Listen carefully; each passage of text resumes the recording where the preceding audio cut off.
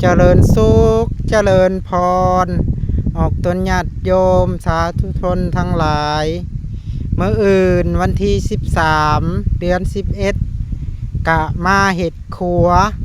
อยู่ห้วยขาวเด้ออยู่บ้านเหล่าสุริยะห้วยขาวทางไปบ้านทรงเปื่อยนี่เห็ดมือนี่กะมาแต่4 คนหนึ่งเนาะกะได้แต่หมัดไม้ได้แต่หมัดไม้นี่สัญจรไปมาลำบากสังสั้นแล้วเฮาต้องสามัคคีกันเนาะอาตมาก็เป็นสายพานประกาศให้ออกตนญาติโยมได้ฮู้มื้อนี้ก็บ่ได้ประกาศทางโทรโคงมื้ออื่นสิประกาศแต่เช้า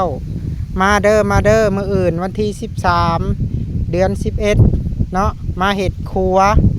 อยู่ห้วยขาวทางไปบ้านทรงเปื่อยนี่สัญจรไปมาลำบากแก่ข้าวแก่น้ำบ่ได้เนาะ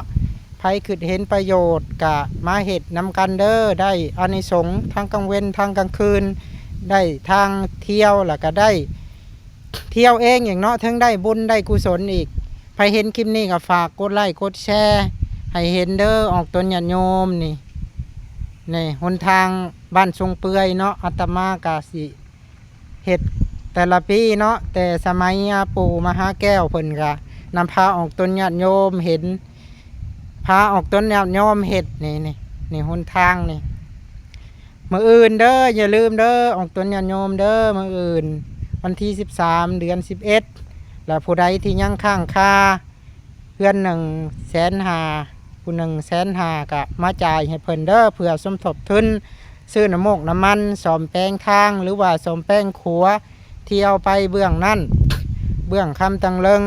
ใครเห็นคลิปนี้ก็ฝากกดไลค์กดแชร์มีแต่อายุวันนะสุขะพระมันยืนเด้ออาสาธุ